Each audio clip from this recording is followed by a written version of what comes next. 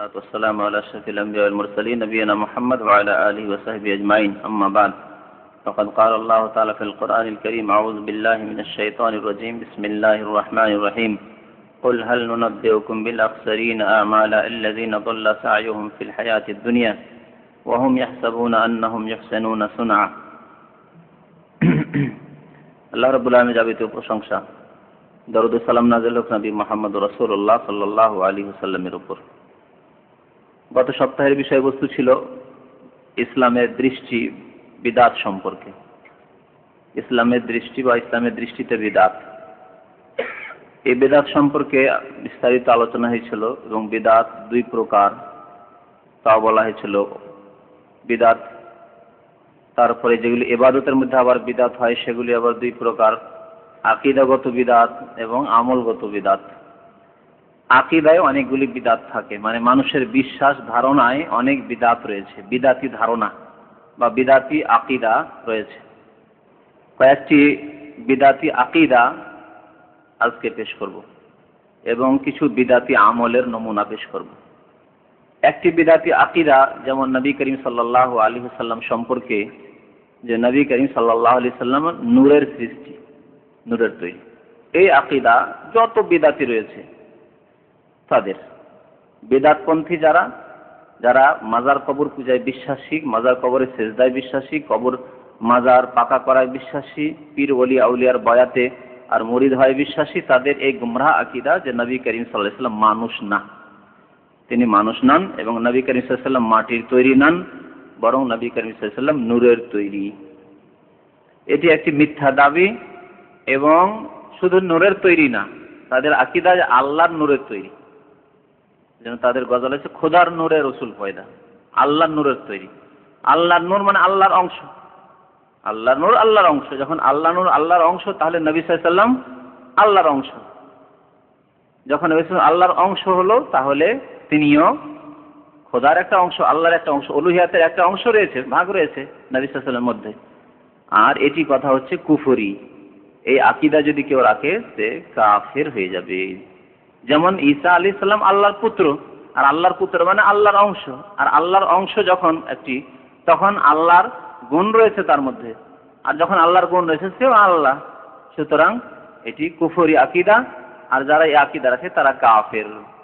আল্লাহ বলেছেন লাকাদ কাফারাল্লাযিনা ক্বালু ইন্নাল্লাহু আল মাসীহু ইবনু মারইয়াম।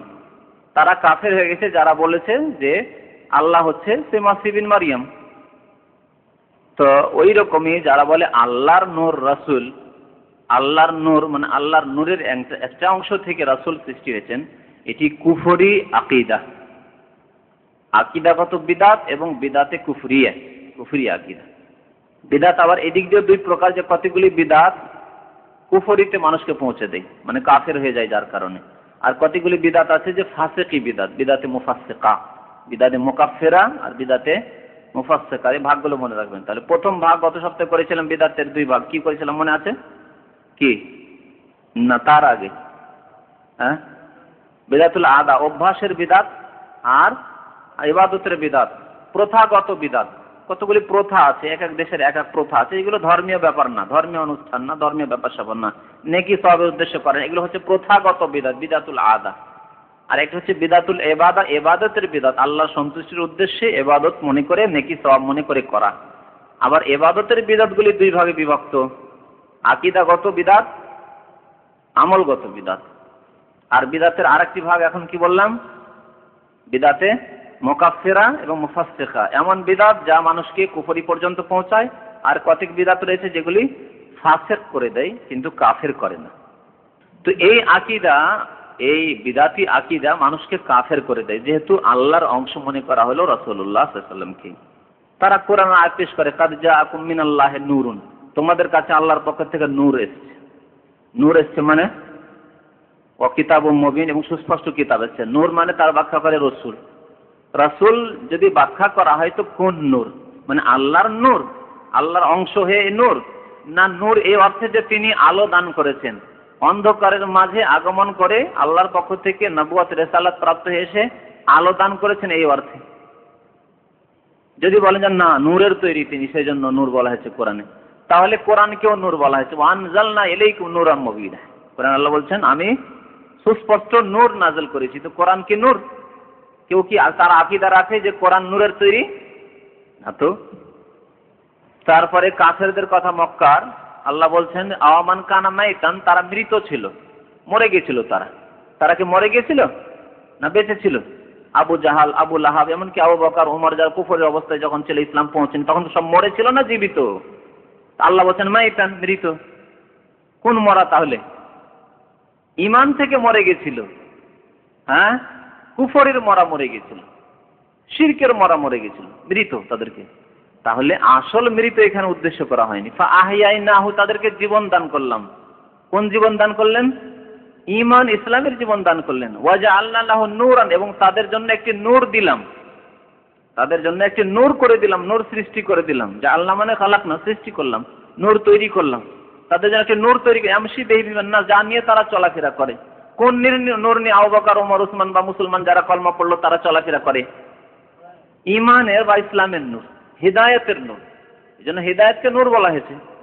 আল্লাহু ওয়ালিউল্লাযিনা আমানু ইখরিজুহুম মিনাজ যুলুমাতি ইলান নূর, আল্লাহ তাদের পৃষ্ঠপোষক যারা ঈমানদার বিশ্বাসী। ইখরিজুহুম মিনাজ যুলুমাতি, তাদের অন্ধকার থেকে আলো নূরের দিকে বের করে নিয়ে যান। কোন নূরের দিকে? কোন নূরের দিকে বেরিয়ে এসেছিলেন আবু বকর, ওমর, উসমান যখন কলমা পড়লেন তখন? আমরা কোন নূরের দিকে বেরিয়ে এসেছি? হিন্দু ধর্ম থেকে, খ্রিস্টান ধর্ম থেকে। এই কি নূর? হ্যাঁ, কোথায় সেই নূর? আল্লাহর নূর, যে নবী, যে নূর থেকে পয়দা হওয়ার আকীদা, তার সেই নূর কি? তাহলে কোরআন ভাষায় নূর মানে সেই নূর বলা হয়নি যে আল্লাহর অংশ নূর, না নবীর ক্ষেত্রে, না কোরআনের ক্ষেত্রে, না ঈমানের ইসলামের ক্ষেত্রে, না হিদায়াতের ক্ষেত্রে। জুলুমাত বলা হয়েছে কুফরি, শিরকে, পাপকে, আর নেক কাজকে এবং হিদায়াতের পথকে, সঠিক পথ সিরাতে মুস্তাকিমকে, ইসলামকে, ঈমানকে বলা হয়েছে নূর। ইখরিজুহুম মিনাজ যুলুমাতি ইলান নূর, নূরের দিকে বের করে নিয়ে আসে। ওয়াল্লাযিনা কাফারু, কাফের যারা, আউলিয়াহুমুত তাগুত, তাদের আউলিয়া, তাদের বন্ধু পৃষ্ঠপোষক কে? তাগুত। তাগুত কি করে? শয়তান কি করে? ইখরিজুহুম মিনান নূরে ইলা যুলুমাত, নূরের থেকে তারা যুলুমাতের দিকে নিয়ে যায়। নূর থেকে যুলুমাতের দিকে নিয়ে যায় মানে ঈমান থেকে, হেদায়েতের পথ থেকে, সহজ সরল পথ থেকে, সিরাত মুস্তাকিম থেকে কুফরি শিরকের দিকে নিয়ে যায়, গুনাহ পাপের কাজের দিকে তাগুত নিয়ে যায়। তাহলে নূর কোরআনে যে বলা হয়েছে, নবীর ক্ষেত্রে হোক আর কোরআনের ক্ষেত্রে হোক, হেদায়েত ঈমানের ক্ষেত্রে হোক, সেই নূর মানে আসল আল্লাহর নূর না, বা ফেরেশতা যে নূর থেকে সৃষ্টি সেই নূর না। বুঝতে পারছেন না? ওই নূর হচ্ছে কিসের নূর? হিদায়াতের নূর, ঈমানের নূর। নবী সাল্লাল্লাহু আলাইহি ওয়াসাল্লাম হিদায়াতের নূর, তার মাধ্যমে বিশ্বজগৎ হিদায়াত পেয়েছে, এই নূর তিনি। আর যদি আল্লাহর নূর তিনি হতেন, প্রথম কথা এর কোনো প্রমাণ নেই। যে হাদিস পেশ করা হয় সেটি হচ্ছে জাল, কোনো হাদিসের কিতাবে নেই যে আউয়ালা মা খালাকাল্লাহু নূরি, প্রথম আল্লাহ আমার নূর সৃষ্টি করলেন। কুল্লুল খালায়েক, আরো হাদিসটি মজার কথা শুনে, কুল্লুল খালায়েক মিন নূর, সমস্ত সৃষ্টি আমার নূর থেকে। ওয়া আনা মিন নূরিল্লাহ, আমি আল্লাহর নূর থেকে। তাহলে যদি অঙ্ক কষেন, যেমন অঙ্কর হিসাব যেমন 1 আর 1 2 আর 2 2 4 হয় কি না, তো এইভাবে যদি অঙ্ক কষে দেখেন তো এই হাদিসের অর্থ কি হবে? প্রথম আল্লাহ আমার নূর, আওয়ালা মা খালাকাল্লাহু নূর, আমার নূর সৃষ্টি করলেন, ও সমস্ত সৃষ্টি জগৎ আমার নূর থেকে। তাহলে সমস্ত সৃষ্টি জগৎ মানে শুধু মানুষ না, মুমিন মুসলিম না, বরং জিন, তারপরে সৃষ্টি জগতের মধ্যে ফেরেশতাও, তারপরে শুধু তার পশু পাখি, নদী নালা পাহাড় পর্বত, সেই সব সৃষ্টি, সমস্ত সৃষ্টি জগৎ আমার নূর থেকে। তাহলে সেগুলিও নূর। তাহলে নবী কেন শুধু নূর থাকলেন? আমরাও তো নূর, আমরা তো মুমিন, অন্য সৃষ্টিও তো নূর, আমরা তো মুমিন মুসলিম, আমরাও তো নূর, ঠিক না? কাফেরও নূর, আর নবীর নূর থেকে। কুল্লুল খালায়েক মিন নূর, সমস্ত সৃষ্টি আমার নূর থেকে, নবীর নূর থেকে সমস্ত সৃষ্টি। তাহলে শুধু নবীর কোথায় বৈশিষ্ট্য থাকলে যে নবী খোদার নূরে, ওয়া আনা মিন নূরিল্লাহ, আমি আল্লাহর নূর থেকে। তাহলে আল্লাহর নূর থেকে নবী, আর নবীর নূর থেকে আমরা। তাহলে অঙ্ক কষে দেখেন তো আমরাও নূর। সারা বিশ্বের সমস্ত সৃষ্টিও নূর থাকলো, তাহলে নবীর কোনো বৈশিষ্ট্য থাকলো? মিথ্যা কথা। এই যে মিথ্যা কথা, মানুষের বানাওয়াট জাল কথা, এর প্রমাণ এতে স্পষ্ট। তো সংক্ষেপে যা বললাম যে নূরের আকীদা, নবীর নূরের পয়দা, এই আকীদা শুধু বিদাত মানে ফাসিকি বিদাত না, বরং কুফরি বিদাত, যেহেতু তাদের আকীদা এটি আল্লাহর নূরের একটি অংশ বিশেষ। এই জন্য যদি তাদেরকে জিজ্ঞেস করে যে আচ্ছা নূর, নবী যে নূরের তৈরি, এই হাদিসটি কোন কিতাবে আছে? কোনো হাদিসের কিতাবে দেখাতে পারবে না। তাদের মিলাদের ওই যে সব কিতাবাদি থাকে, সেই কিতাব ছাড়া কোনো হাদিসের কিতাব পাবেন না আপনি। না তার সনদ আছে, সূত্র আছে, না এই হাদিস আছে। বুখারী, মুসলিম, আবু দাউদ, তিরমিজি, নাসাই, ইবনে মাজাহ কোনো কিতাবে পাবেন না, কোনো কিতাবে পাবেন না। নবী সাল্লাল্লাহু আলাইহি সাল্লাম সম্পর্কে আরেকটি ভ্রান্ত আকীদা, মানে বিদাতি আকীদা, আকীদাগত বিদাত বলেছি না, আকীদাগত বিদাত এই হচ্ছে যে তাদের আকীদা যে নবী সাল্লাল্লাহু আলাইহি সাল্লামের কবর যদি কেউ জিয়ারত করে তাহলে তার শাফাত তার জন্য জরুরি হয়ে যাবে, ওয়াজিব হয়ে যাবে। নবী সাল্লাল্লাহু আলাইহি সাল্লামের শাফাত ওই ব্যক্তির জন্য ওয়াজিব হয়ে যায়। প্রথমে এই আকীদা, আর এই আকীদার ভিত্তিতে মানুষ আমলও করে। সুতরাং এই ক্ষেত্রে দুই রকমই বিদাত রয়েছে, আকীদাগত বিদাত রয়েছে আর আমলগত বিদাত রয়েছে। কথা সূক্ষ্ম, বুঝতে পারছেন না পারেননি? মানে প্রথমে এই আকীদা তাদের যে নবীর কবর যদি জিয়ারত করি মদিনা গিয়ে তাহলে কি হবে, নবী সাল্লাল্লাহু আলাইহি ওয়াসাল্লাম আমাদের জন্য শাফাত করতে বাধ্য হয়ে যাবেন, ওয়াজাবাত লাহু শাফাত, শাফাত করতে বাধ্য হবেন, এটি আকীদা। আর এই আকীদাই উৎসাহিত করলো, উদ্বুদ্ধ করলো যে না মদিনায় দরবারে হাজিরি দিতে হবে। তারা বলে যে নবীর দরবারে হাজিরি দিতে যাব হজের পরে, হজের আগে হোক আর পরে হোক তারা দরবারে হাজিরা দিতে যায়। তো এই হাজিরা দিতে আসছে, তাহলে কর্মও করলো, মদিনা আসলো কি নিয়েতে? একজন আহলে সুন্নাত ওয়াল জামাতের আকীদা বিশ্বাসী, কোরআন এবং হাদিসে বিশ্বাসী, তারা মদিনা যায় মসজিদে নববীতে নামাজ পড়ার উদ্দেশ্যে, যেহেতু মসজিদের উদ্দেশ্যে সফর করতে বলা হয়েছে, নামাজ পড়ার উদ্দেশ্যে। তার আকীদাও হাদিস সম্মত, সহিহ হাদিস সম্মত, আর আমলও হাদিস সম্মত। যখন আমি যাচ্ছি, কি জন্য যাচ্ছি মদিনা? ভাই যাচ্ছি আমি নবীর মসজিদে নামাজ পড়ার জন্য। আর এখন বিদআতিকে জিজ্ঞেস করেন কি জন্য যাচ্ছ? এই জন্য যাচ্ছি কর্ম, তাহলে কর্মগত বিদআত, আমলগত বিদআত। কি জন্য মদিনা যাচ্ছ? যে নবীর দরবারে হাজিরি দিতে, হাজিরি একবার দিতে পারলেই শাফাত ওয়াজিব হয়ে যাবে। বুঝতে পারছেন? তাহলে আকীদাগত বিদআত আর আমলগত বিদআত এই ক্ষেত্রে রয়েছে, এই একটি আকীদা। আর এই ক্ষেত্রে জাল হাদিস আছে, জাল হাদিসের যে আমার কয়েকটি ক্যাসেট আছে তাতে এর বিস্তারিত বর্ণনা আছে। সে হাদিস তারা পেশ করে থাকে, মান যারা কবরি, যে আমার কবর জিয়ারত করলো, আমার কবর জিয়ারত করতে। যদিও জাল হাদিস, আর জাল হাদিস ওই বিদাতিরাই পেশ করে, আর যে বিদাতিরা এই হাদিস পেশ করে তারা নবীর কবরকে রাউজা বলে। মজার কথা আরো, তাদের জাল হাদিসে কবরি শব্দ আছে। যে হাদিস দিয়ে বিদাতি সফর, নবীর কবরের উদ্দেশ্যে সফর করা তারা সাব্যস্ত করতে চায়, সেই হাদিসে কি শব্দ এসছে? কবরি, রাউজাতি আসেনি, আসছে কি মাজার শব্দ এসছে। তাহলে নবী সাল্লাল্লাহু আলাইহি ওয়াসাল্লামের কবরের ক্ষেত্রে মাজার শব্দ ব্যবহার করা, রাউজা শব্দ ব্যবহার করাও বিদাতীদের জাল বানাওয়াট হাদিস বিরোধী, যে হাদিস তারা তৈরি করেছে। সহিহ হাদিস বিরোধী তো আছেই আছে। আল্লাহ রাসূল সহিহ হাদিসে নিজের কবরকে কবর বলেছেন। মান সাল্লা ইল্লা কবরি, যে ব্যক্তি দুরূদ পাঠ করে আমার কবরের নিকট, সহিহ হাদিস। বুঝতে পেরেছেন? তাহলে সহিহ হাদিসে আল্লাহ রাসূলের কবরকে কবর বলা হয়েছে, রাউজাও বলা হয়নি আর মাজারও বলা হয়নি। বাকি যে জাল হাদিস তারা পেশ করে থাকে, আল্লাহ রাসূলের শাফাত অজেভাবে জিয়ারত করলে সেই হাদিসও কবর শব্দটি এসেছে। বুঝতে পেরেছেন না পারেন? মানে তাদের হাদিস দিয়ে তাদেরই ভ্রান্ত আকীদার, ভ্রান্ত কথাবার্তা, বিদাতি কথাবার্তার খণ্ডন হচ্ছে যে নবী সাল্লাল্লাহু আলাইহি ওয়াসাল্লামের কবরকে মাজারও বলা যাবে না আর রওজাও বলা যাবে না। আর নবীর কবরকে যদি মাজার আর রওজা বলা বিদাতি কথা হয়, তাহলে অন্য পীর মুর্শিদ বা কোনো আলেম বুজুর্গের কবরকে মাজার বলা, শাহজালালের মাজার আর আটরসির মাজার আর মাইজভান্ডারির মাজার, ফুরফুরার মাজার, এসব কথা হচ্ছে বিদাতি কথা, বিদাতি কথা। কবর ছাড়া কোথাও মাজার শব্দ ইসলামের নেই, কোরআন হাদিসে নেই। নবী সাল্লাল্লাহু আলাইহি ওয়াসাল্লামের কবরকে যদি কবর বলা হয়ে থাকে হাদিসে, তাহলে আর কার কবরকে মাজার আর রওজা বলা যাবে? সেই বিদআতীদের জাল বানাওয়াট হাদিসে আছে, মান যারা কবরি, যে ব্যক্তি আমার কবর জিয়ারত করলো, ওয়াজাবাত লাহু শাফাআতি, তার জন্য আমার শাফাআত বিধিবদ্ধ হয়ে যাবে, ওয়াজিব হয়ে যাবে, আল্লাহ রাসূলের জন্য ওয়াজিব হয়ে যাবে। বুঝছেন?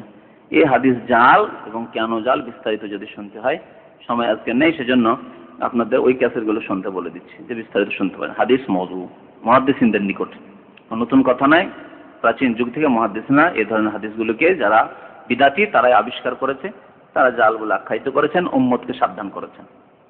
নবী সাল্লাল্লাহু আলাইহি ওয়াসাল্লাম সম্পর্কে একটি ভ্রান্ত আকীদা, মানে আকীদাগত বিদআত হচ্ছে যে নবী সাল্লাল্লাহু আলাইহি ওয়াসাল্লামের ওসিলার মাধ্যমে দোয়া করতে হবে। নবী সাল্লাল্লাহু আলাইহি ওয়াসাল্লামের দোহাই দিয়ে, বরাত দিয়ে, ওসিলা দিয়ে দোয়া করতে হবে, এটি আকীদা। আর তার আমলে যখন দোয়া করে যে হে আল্লাহ তোমার নবী পাকের ওসিলায় আমার দোয়া কবুল করো, এটি হচ্ছে বিদাতি আমল। বিদাতি আকীদা আছে, তার কারণে দোয়াও করে বিদাতি। তাহলে আকীদাগত বিদআত এখানে আছে, আমলগত বিদআত এখানে আছে।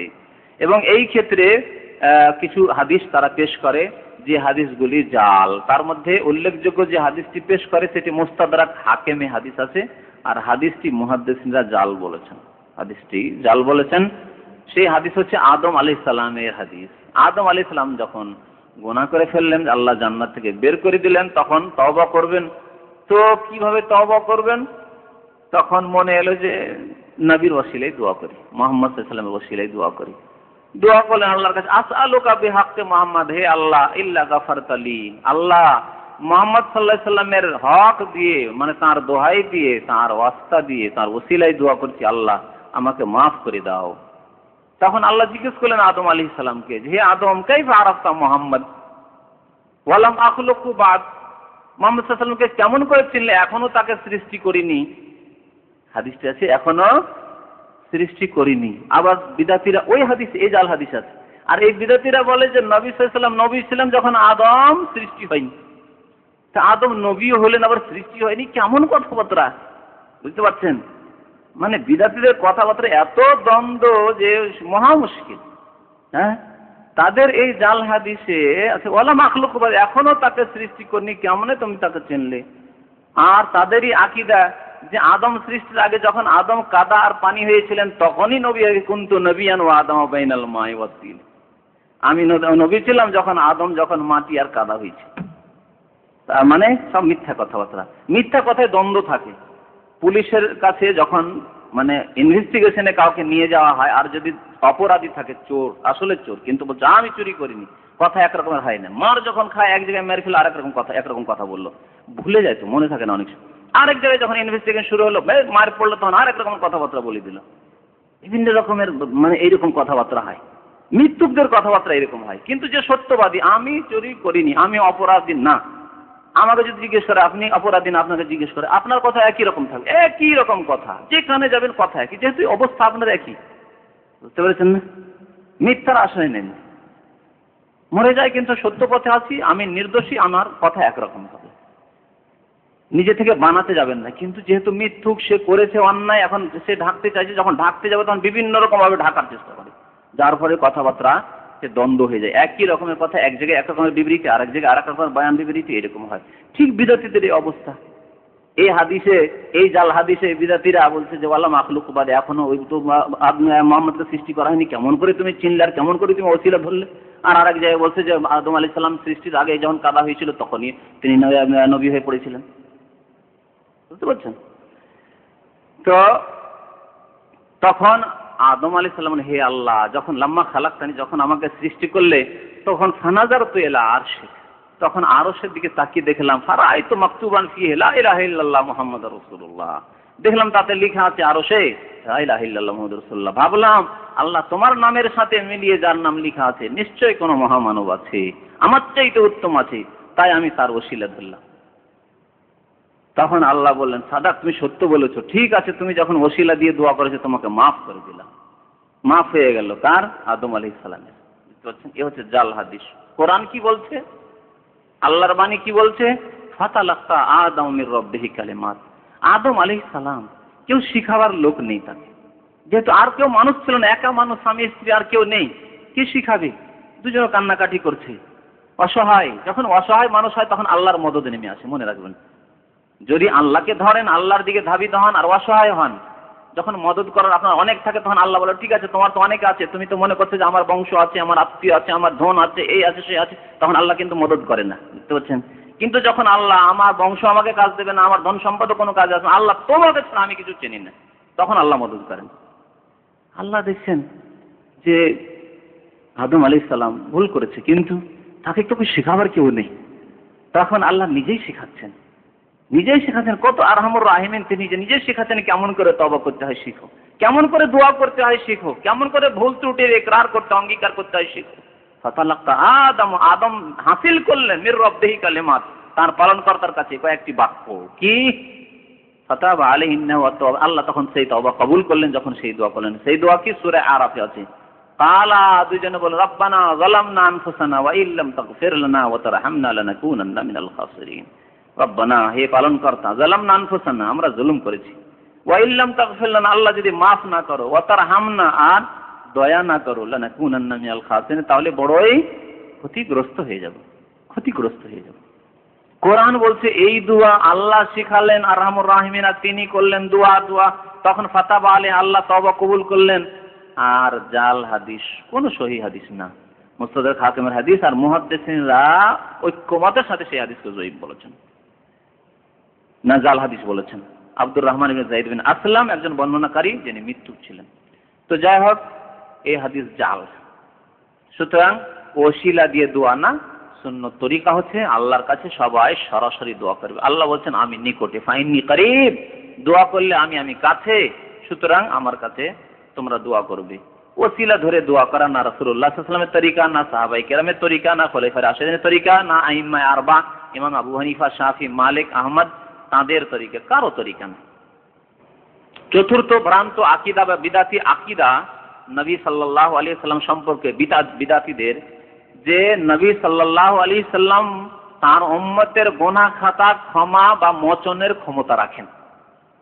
আল্লাহ রাসূল ইচ্ছা করলে তার উম্মতের যে কোনো লোকের গুনাহ খাতা মাফ করিয়ে দিতে পারেন। এই আকীদা কেনই হবে না? পীরদের সম্পর্কে তো আমাদের দেশের পীরপন্থীদের আকীদা, যে আমার পীর, যে পীরের বয়াত নিয়েছি, যে পীরের জিকির আজকার তরিকতে আছি, সেই পীর আমার গুনাহ খাতা মাফ করিয়ে দেবে। পীরের একবার বয়াত হয়ে গেলেই হইল, আছে না নেই এই আকীদা? পীর সম্পর্কে যদি আকীদা থাকে, তাহলে রাসূলুল্লাহ সাল্লাল্লাহু আলাইহি ওয়াসাল্লাম সম্পর্কে কেন বিদাতীদের আকীদা থাকবে না? যিনি রাসূলুল্লাহ সাল্লাল্লাহু আলাইহি ওয়াসাল্লামকে আল্লাহর মর্যাদায় অধিষ্ঠিত করে ফেলেছে তারা। আল্লাহ রাব্বুল আলামিন গফুরুর রহিম, তার নাম গফফার, তার নাম গফুর, তিনি ক্ষমাশীল, তিনি মার্জনাকারী। কিন্তু নবী সাল্লাল্লাহু আলাইহি ওয়াসাল্লাম গুনাহ খাতা মোচন করে দিতে পারবেন, যাকে ইচ্ছা জান্নাতে দিতে পারবেন, যাকে ইচ্ছা জাহান্নামে দেবেন, আল্লাহ রাসূলের যাকে মর্জি হয়। এবং তিনি লৌহে মাহফুজে যা কিছু তকদিরে যা হয়েছে, লৌহে মাহফুজে লেখা আছে, যা হয়েছে, যা হচ্ছে, যা হবে, সবকিছু লেখা আছে লৌহে মাহফুজে।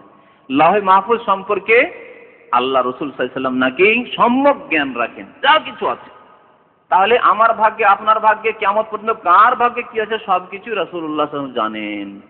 বুঝছেন না? রাসূলুল্লাহ সাল্লাল্লাহু আলাইহি ওয়াসাল্লাম জানছিলেন যে হযরত হামজার ভাগ্যে কি আছে, তারপর হামজাকে শহীদ করে দিলেন। রাসূলুল্লাহ সাল্লাল্লাহু আলাইহি ওয়াসাল্লাম জানছেন ওই 70 জন সাহাবীকে কোরআন শেখার জন্য পাঠালেন, আর কাফেররা ধোঁকা দিয়ে নিয়ে গেল, গিয়ে রাস্তায় শহীদ করে দিল। বললো যে আমরা মুসলমান হয়েছি, আমাদের গ্রামের এলাকার লোকেরা মুসলমান হয়েছে, কিন্তু কোরআন শেখাবার কোনো লোক নেই, তো কিছু লোক দেন। আল্লাহ রাসূল 70 জন লোককে পাঠিয়ে দিলেন, শহীদ করে দিল তারা, কাফের মুশরিকরা। তারা জেনে শুনে লৌহে মাহফুজের সব খবর রাখেন, জানেন যে এরা গেলেই শহীদ হবে রাস্তাতে, এদের জন্য লোক বসে আছে মারার জন্য, তারপরে তিনি শহীদ করে দিলেন। নাউজুবিল্লাহ। তাহলে খুনি না? এইরকম কাজ যে করে তাকে খুনি বলে না? আমাদের ভাষায় কাকে খুনি বলা হয়? হয় সরাসরি খুন করে, না হলে খুনের সাথে জড়িত, অভিযুক্ত, ষড়যন্ত্র করে খুনি। নাউজুবিল্লাহ। নবী সাল্লাল্লাহু আলাইহি ওয়াসাল্লাম জানছিলেন যে হযরত হোসেন ইরাকে গেলে, কুফায় গেলেই শহীদ হয়ে যাবে, তারপরেও নাতি, এত প্রিয় নাতিকে সাবধান করলেন না। বাবা, তোমাকে লোকেরা বলবে, তোমার বস্তার বস্তার চিঠি তোমার কাছে মদিনায় মক্কায় আসবে, তুমি খবরদার মদিনা ছেড়ে যাবে না। বুঝতে পারছেন? হযরত আলী রাদিয়াল্লাহু তাআলা আনহু রাজধানী মদিনা থেকে স্থানান্তরিত করলেন কুফায়, যেটি ক্ষতিকর হলো মুসলমানদের জন্য বা উম্মতের জন্য বা তাঁরও জন্য। তো এটি নবী সাল্লাল্লাহু আলাইহি ওয়াসাল্লাম লৌহে মাহফুজে তা জানতেন যে এই কারণে এরকম হবে, সেখানকার লোকেরা গাদ্দারি করবে। নবী সাল্লাল্লাহু আলাইহি ওয়াসাল্লাম সাবধান করেন। এইরকম কাজ যারা করে ভালো মানুষ? বলেন দেখি বিবেকে। হ্যাঁ, ভালো মানুষ কোনোদিনই, ভালো মানুষ হিতাকাঙ্ক্ষী হবে।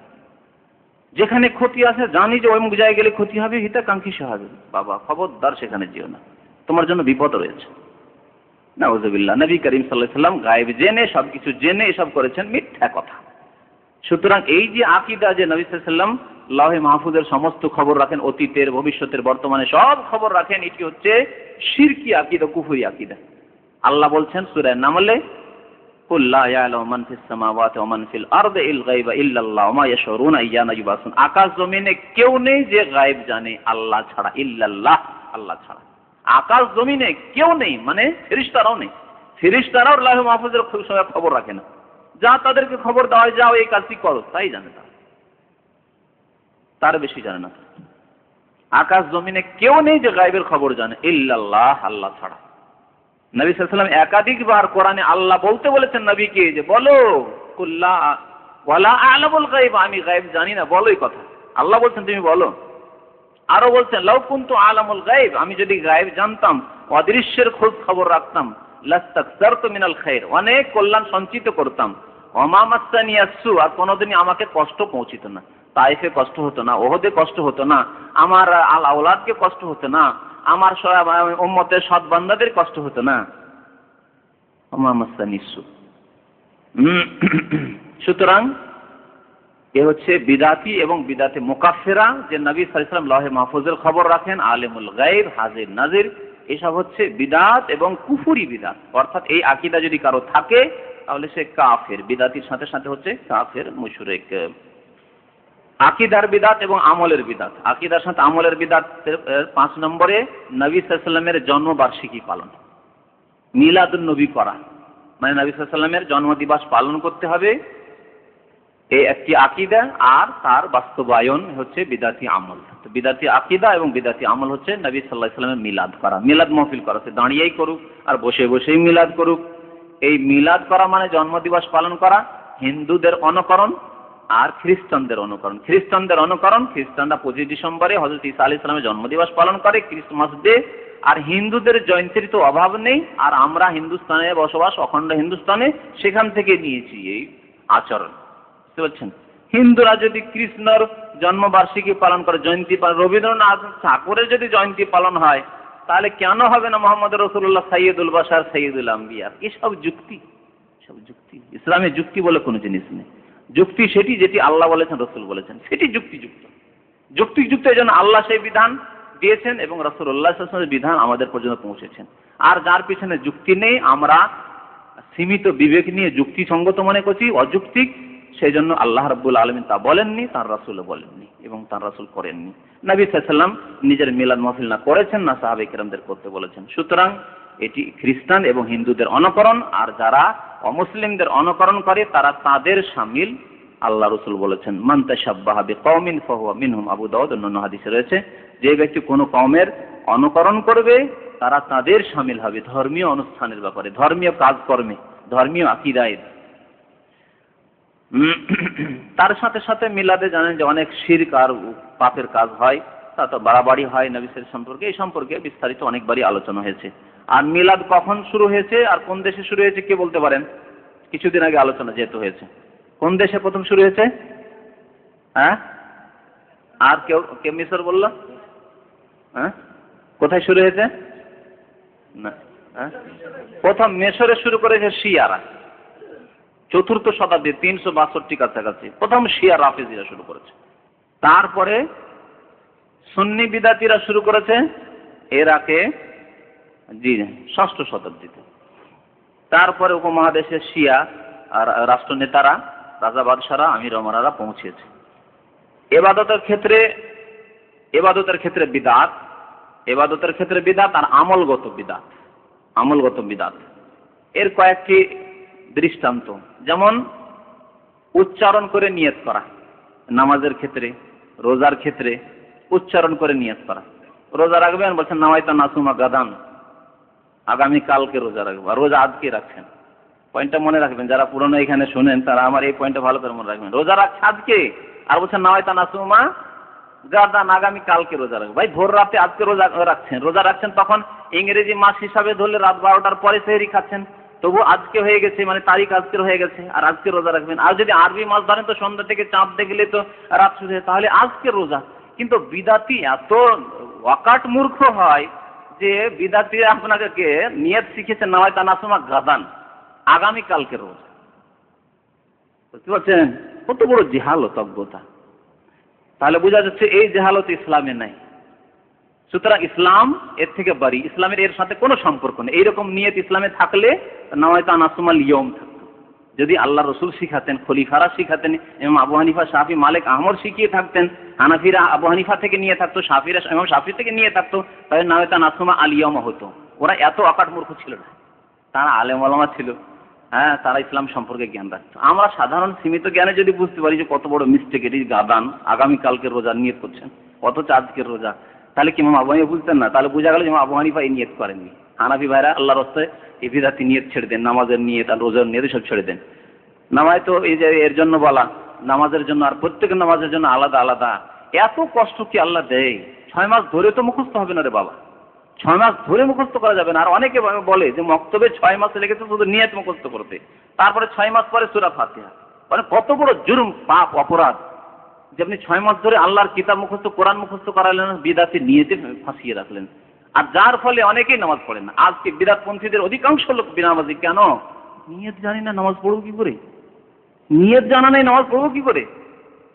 আবার নিয়ত আরবি ভাষায়, জোহরের ফারাক করতে হবে, জোহর আসরের ওই শব্দগুলো পাল্টাতে হবে, আর তারপরে আবার ফরজ নফল সুন্নতের পাল্টাতে হবে, ওয়াজিব বেতর হলে আবার ওয়াজিবের পাল্টাতে হবে। এত পাল্টাগুলো কেমন বুঝবো? আরবিতে বুঝি না এক অক্ষর আরবি, সমস্যার শেষ নেই, যার ফলে নামাজই পড়ে না, বেনামাজি হয়ে কাফের হয়ে মরে যায়। বুঝছেন? তো নামাজের জন্য নিয়ত করা, রোজার জন্য নিয়ত করা, এরকমই যে কোনো ইবাদতের জন্য নিয়ত করা, এগুলি হচ্ছে বিদআত, কর্মগত বিদআত, বিদআতে আমালি। এবং এই বিদআত হচ্ছে মুফাসসিকা, বিদআতে ফাসেক করে দেবে। এই বিদআতের কারণে ফাসেক হয়, যেমন জেনা, চুরি করলে, ডাকাতি করলে মানুষ ফাসেক হয়, তেমনি এগুলি করে ফাসেক হয়ে যায় মানুষ, গুনাহগার হয়ে। তবে আমাদের এই অধিকার আছে, আমরা নিয়ত করতে পারি, আমাদের পক্ষ থেকে আমরা উচ্চারিত নিয়ত করতে পারি, তাহলে কাফের হয়ে যাবে। কিন্তু তার মানে বিধান যে আল্লাহর পক্ষ থেকে আসে, রসুলের পক্ষ থেকে মাত্র, এই কথায় তার বিশ্বাস নেই। আমাদের এই অধিকার আছে। যেমন খ্রিস্টানদের আকীদা, খ্রিস্টানদের বড় বড় পাদ্রীরা কোনো কথা বললে সেটি তাদের ধর্মীয় এতে বিধানে পরিণত হয়ে যায়। হালাল বলে দিলে হালাল হয়, হারাম বললে হারাম হয়ে যায়। যদি কোনো বিদাতি আলেম বলে যে হাদিসে না থাকলে হবে কি, আমরা বলছি নিয়ত করা সুন্নত বা মুস্তাহাব, তাহলে কুফরিতে পৌঁছে যাবে। আল্লাহ রসুলের কথার প্রয়োজন নেই, বুঝতে পারছেন? তাহলে দিন কমপ্লিট হয়নি, আল্লাহ বলছেন দিন কমপ্লিট, সুতরাং কুফরিতে পৌঁছে যাবে, সাবধান। আর যদি মনে করেন না আল্লাহ রসুলের কথাই মানতে হয়, কিন্তু বিদাতে হাসানা ভালো জিনিস, ভালো অন্তরে নিয়ত করলাম, তার সাথে উচ্চারণ করে নিলাম, এইভাবে অধিকাংশ লোক বিদাত মানে নিয়তগুলি এভাবে করে, এরাকে বলা যায় বিদাতে মুফাসসিকা, ফাসিকি কাজ, ফাসিকি কাজ। তাদেরকে সাবধান করতে হবে। যদি সাবধান না হয় তাহলে ফাসিক। আর যদি অজ্ঞতাবশত করে, জানা না থাকে, তো আল্লাহ হয়তো মাফ করতে পারেন। অজানা এইসব বিষয় যদি কারো থেকে যায়, এরকম পরিবেশ পেল না, জানার সুযোগ পেল না, কিন্তু আমাদেরকে জানার চেষ্টা করতে হবে, নামাজ রোজা শিখতে হবে কোরআন এবং সহিহ হাদিসের আলোকে। তারপর নামাজের পরে জিকির বা দোয়া করা ইজতিমাই ভাবে, সম্মিলিত ভাবে। জিকির মানে বিশেষ বিশেষ দোয়া রয়েছে, নিজে নিজে পড়বেন, কিন্তু যদি সম্মিলিত ভাবে জিকির করেন, বলেন 33 বার আল্লাহু আকবার, 33 বার সুবহানাল্লাহ, বলছেন সুবহানাল্লাহ, সবাই বলছেন মসজিদে সুবহানাল্লাহ, বিদআত হবে না? হবে না? অথচ হাদিস আছে 33 বার করে সুবহানাল্লাহ, কিন্তু একসাথে এইভাবে বলুন সবাই সুবহানাল্লাহ, আছে? নেই, সুতরাং বিদআত হয়ে যাবে। ওই রকমই মোনাজাত, আমিন রব্বানা আতিনা ফিদ দুনিয়া হাসানা শুরু করলে আপনারা বলছেন আমিন আমিন আমিন, সবাই সম্মিলিত দোয়া করছেন, বিদআত, আমলের বিদআত, আমলের বিদআত। দোয়া করা আছে, কিন্তু ফরজ নামাজের পরে দোয়া করা নেই। ফরজ নামাজের পরে দোয়া করা এইভাবে নেই। আর ফরজ নামাজের পর আবার সম্মিলিত দোয়া করা, ইমাম সাহেব দোয়া করবে, আপনারা আমিন আমিন বলবেন, নেই। যদি ভালো কাজ হতো, রাসূলুল্লাহ সাল্লাল্লাহু আলাইহি ওয়াসাল্লাম কোশ্চিন কালেও ভালো কাজ ছেড়ে দিতেন না। আপনি কি মনে করেন যে ভালো কাজ তা উদ্ঘাটন করতে পারেননি, রসুল জানতে পারেননি? এ মনে করেন চরম চরম অপরাধ যে ভালো কাজ অথচ রসুল জানতেন না, ভালো কাজ সাহাবীরা জানতেন না, আমরা পেয়ে গেছি ভালো তরিকা। আর যদি বলেন না তারা জেনে শুনে ছেড়ে দিয়েছেন, তাও অপরাধ। যে ভালো কাজ জানলেন তারপর আমল করলেন, এই কেমন কথাবার্তা হইল? ভালো কাজ জানলেন রসুল যে ভালো কাজ মোনাজাত করা একসাথে, আর তারপরে করলেন না, সাহাবারা করলেন না, তাহলে তারা তো নেক আমলের দিকে আগ্রহী তখন ছিলেন না। নাউযুবিল্লাহ, এও অপরাধের কথা। ভালো কাজ হলে অবশ্যই রাসূলুল্লাহ সাল্লাল্লাহু আলাইহি ওয়াসাল্লাম নিজে করতেন, সাহাবায়ে কেরামদেরকে নিয়ে, এবং সাহাবায়ে কেরামরা তার প্রতি আমল করতেন। তো একসাথে মোনাজাত করা অথবা একসাথে জিকির করা সম্মিলিতভাবে নামাজের পরে বা বিশেষ বিশেষ সময়ে বিদআত। জিকির করবেন, আপনি আল্লাহ রাব্বুল আলামিনের স্মরণ করবেন, আপনি আপনার ভাষায়, এবং নবী সাল্লাল্লাহু আলাইহি ওয়াসাল্লাম যেসব দোয়া পাঠের মাধ্যমে আল্লাহকে স্মরণ করেছেন সেইভাবে আল্লাহকে স্মরণ করবেন, তার নাম হচ্ছে জিকির। তারপরে ফাতিহা খানি করা। আমাদের ফাতিহা খানি বুঝেন না? বুঝেন না? হ্যাঁ, ফাতিহা খানি বলে না? হ্যাঁ, বা আজকাল বাংলাদেশের পত্রিকা কুলখানি, কুলখানি বেশি ব্যবহার হচ্ছে। কুলখানি করা আর ফাতিহা খানি করা, এগুলি বিদআত। কুলখানি করা মানে কেউ মরে গেলে কিছু কুল পড়ে, কুল আল্লাহ সূরা নাস আর ফালাক সব পড়ে বক্সে দেয়, নেকিটি দিয়ে দিলাম। 3 বার কুল আল্লাহ পড়লে কোরআনের এক কোরআন খতমে হয়, সুতরাং এক কোরআন খতম হয়ে গেল, অত মেহনত তো করতে পারবো না, তো কুলখানি করে বক্সে দিলাম, মানে ওই নেকিটি দিয়ে দিলাম। তারপরে সূরা ফাতিহা 11 বার পড়ে জিয়ারত করলাম, আর ওই নেকিটি বক্সে দিলাম, মানে ওই মৃত ব্যক্তিকে দিয়ে দিলাম। এগুলি সব বিদআতি আমল, সব বিদআতি। আছে না নেই সব বিদআত আমাদের সমাজে? আছে। এগুলি হচ্ছে বিদআতি আমল। তারপরে বিভিন্ন যে ধর্মীয় ইতিহাস রয়েছে, ধর্মের সাথে সম্পর্ক, দিনে ইসলামের সাথে সম্পর্ক ইতিহাস রয়েছে, সেই ইতিহাসগুলোকে লক্ষ্য রেখে বা যে সেই দিনগুলিকে লক্ষ্য রেখে কোনো অনুষ্ঠান করা, কোনো অনুষ্ঠান করা। যেমন মেরাজের রাতে আমরা একটি অনুষ্ঠান করব বা একটি ইবাদত করব। শবে বরাত, ভাগ্য রজনী, এটা আমরা অনুষ্ঠান করব, হালুয়া পুরি করব, এই করব সেই করব, এগুলি হচ্ছে সব আমলগত বিদাত। হ্যাঁ, ফাতিহা খানি বললাম, ফাতিহা খানি বা কুলখানি, যেও ফাঁসিক বেদাত, ফাঁসিক, এগুলো সব আমলের বিদাত। যত আমলের বিদাত আছে সব ফাঁসিকে। যদি আকিদাগত বিদাত হয় এবং সরাসরি আকিদা, ইসলামী আকিদা বিরোধী হয়, তাহলে সেটি কুফরি। তারপরে নবী সাল্লাল্লাহু আলাইহি ওয়াসাল্লাম যেদিন হিজরত করেছেন, মক্কা থেকে মদিনায় এসেছেন, যদি কেউ বলে এই দিন হিজরতের দিন, এই দিন আমরা অনুষ্ঠান করব, বিদাত হবে না? হবে না। আল্লাহ রাসূল করেছেন, খোলাফারা করেছেন, করেননি? সাহাবীরা করেছেন, করেননি? প্রথম মহরম, পয়লা মহরম, বছর আরবি বছরের প্রথম মাস, সুতরাং আমরা কি করব? অনুষ্ঠান করব। কেউ যদি যুক্তি পেশ করে, আরে বাংলা মাসের জন্য হাল খাতা, আর আরবি মাস, ইসলামিক মাস, যেই মাস কোরআনে রয়েছে তার জন্য আমরা করব না কিছু অনুষ্ঠান? করব। বিদাত হবে না? হবে না। যেহেতু ধর্মীয় ব্যাপার মনে করে আপনি করতে চাইছেন, আর আল্লাহ বলেননি, রাসূলও করেননি, বা বলেননি, সাহাবীরাও করেননি। তো এইভাবে যে কোনো ধর্মীয় অনুষ্ঠান মনে করে কোনো কাজ করা, অথচ নির্দিষ্ট সময়ে, আর রাসূলুল্লাহ সাল্লাল্লাহু আলাইহি ওয়াসাল্লাম করেননি। দিনই মাহফিল করবেন, দিনের শিক্ষা দেবেন, এটি বিদআত না। দিনের শিক্ষা দেওয়ার জন্য যে কোনো সময় শিক্ষা দেওয়া যেতে পারে, যখন সুবিধা হচ্ছে। আমরা শুক্রবারে কেন দিচ্ছি? যে লোকজন শুক্রবারে বেশি আসছে।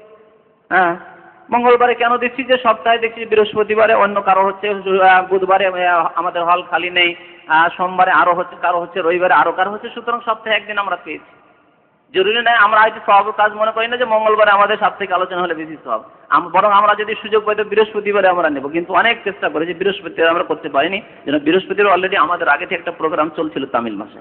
সুতরাং এই যদি কেউ সংশয় আপনাকে, বিদাতিরা কিন্তু এরকম সংশয় আপনাকে ফেলে যে তাহলে তোমরা শুক্রবারে কেন কোর্স করতে যাচ্ছ, বুঝতে পারছেন না? ওটি বিদাত হইল না? মঙ্গলবারে কিন্তু তোমরা কেন দর্শন করতে যাচ্ছ? বিদাত হইল না? ধর্মীয় অনুষ্ঠান তো, ধর্মীয় অনুষ্ঠান কি ধর্মীয় অনুষ্ঠান, কিন্তু লাজেম বাধ্যতামূলক আমরা মঙ্গলবারেই করা স্বভাবের কাজ, এই কথা মনে করি না।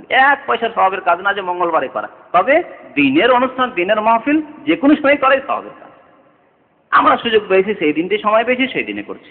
আজকে শুক্রবারে এই সুযোগ পেয়েছি, সকালবেলা একটিও হল খালি ছিল না, বরং সকালে যদি খালি পেতাম সকালে আমরা কিছু করতাম।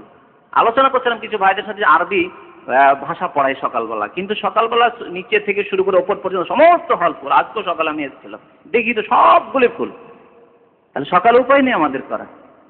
এই অনেক চিন্তা ভাবনার পরে জুমার পরে রাখি, আসর পর্যন্ত ঠিক আছে, এর মধ্যে খাবার দাবারও হয়ে যাবে, আর আপনাদের খাবার দাবার মাথার ব্যথাও থাকবে না, দিনের কথাও শোনা হবে, দিনে সবই হবে, দিনই শিক্ষাও হবে।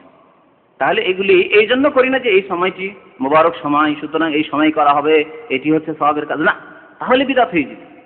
বুঝতে পেরেছেন? হিজরতের দিনে আমরা অনুষ্ঠান করব, বিদআত। আমরা মুহররম মাসের প্রথম তারিখে একটি অনুষ্ঠান করব, বিদআত।